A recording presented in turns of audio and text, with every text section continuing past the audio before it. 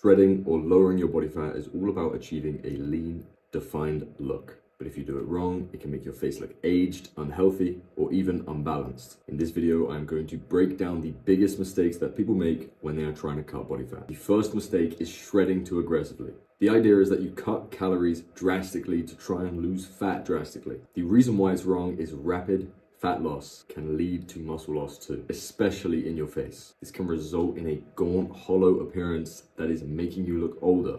It won't be the type of hollow cheeks you're thinking about, it will just look unhealthy. And dehydration also accompanies aggressive cutting, so it can leave your skin looking dry and dull. Instead, always aim for an achievable, sustainable deficit. We recommend 300 to 500 calorie deficit per day. This ensures that you are losing fat while mitigating muscular atrophy as much as you can. And make sure when you are cutting, you're staying hydrated with 2 to 3 liters of water every single day. Another huge mistake that you guys make when you're trying to cut is you neglect nutrients. You cannot just focus on calorie reduction and forget about nutrient density.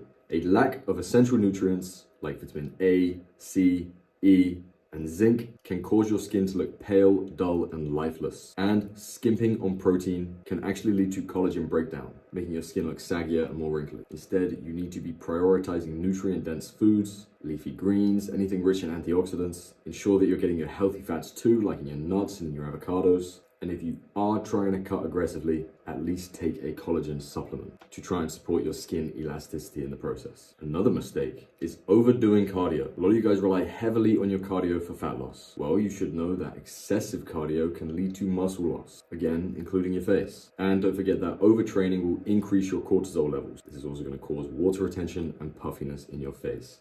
So even though you are technically getting leaner, it won't look like it facially. So instead, always balance your cardio with strength training. Preserve the muscle mass you have while losing fat.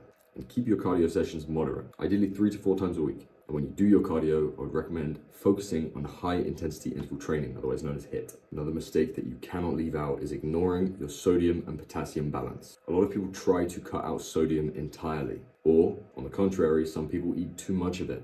Too much sodium leads to water retention, which leads to puffiness in the face. Too little sodium, combined with low potassium, can make you look dehydrated and gaunt. Instead, you should have an adequate amount of both. Don't cut out either entirely, and don't overconsume them either. Foods that are rich in potassium, like bananas and spinach, can help balance your potassium to sodium ratio. Now, you cannot go about cutting while neglecting sleep. If you are cutting calories and training hard, but sacrificing your sleep to do so, you may get the opposite results you're looking for. A lack of sleep increases your cortisol, water retention, and a puffy face. And poor sleep affects your skin's ability to repair itself, again, leaving your face looking more tired and aged than it needs to be. Instead, get 7 to 9 hours of quality sleep every single night. And like I've mentioned before, use a silk or bamboo pillowcase to minimize skin irritation. Now here's a big one. Losing fat without strengthening your jawline. You can't just go about shredding body fat to think that your jaw is going to look so much better. Fat loss can actually expose underlying muscle imbalances in your neck, making you look more asymmetrical. Without targeted exercise, your jawline will probably not look as good. So I would highly recommend checking out all the videos in the jawline section. When cutting as well, you cannot overlook hydration. And I stress this a lot, but that is because it needs to be stressed. People often drink less water to appear leaner or more dry, but dehydration causes your skin to lose its elasticity, and water retention ironically increases when you're dehydrated, which will make your face more puffy. So instead, stay hydrated, 2 to 3 liters every day. I will keep saying this. Another thing to keep in mind if you are on this cut, do not obsess over the weight on the scale. You cannot just focus on the pounds that you're losing instead of your body composition. Chasing lower and lower numbers can lead to excessive muscle loss. Instead, you should be focusing on your body fat percentage. Be taking pictures and measuring it visually, because you may be gaining muscle and losing fat. Your weight could stay pretty much the same despite you're actually improving your physique. So don't get too obsessed with the number on the scale. Use it as a guide, but not a holy grail.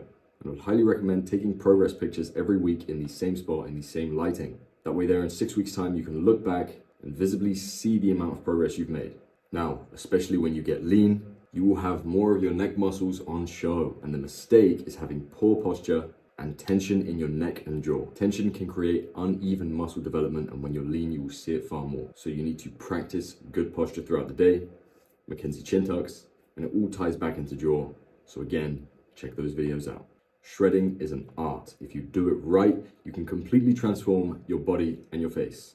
But cutting corners and trying to take shortcuts can lead you to have the opposite results, leaving you looking less attractive. So focus on balance, proper nutrition, and sustainable habits that you can maintain long term. Best of luck, gang.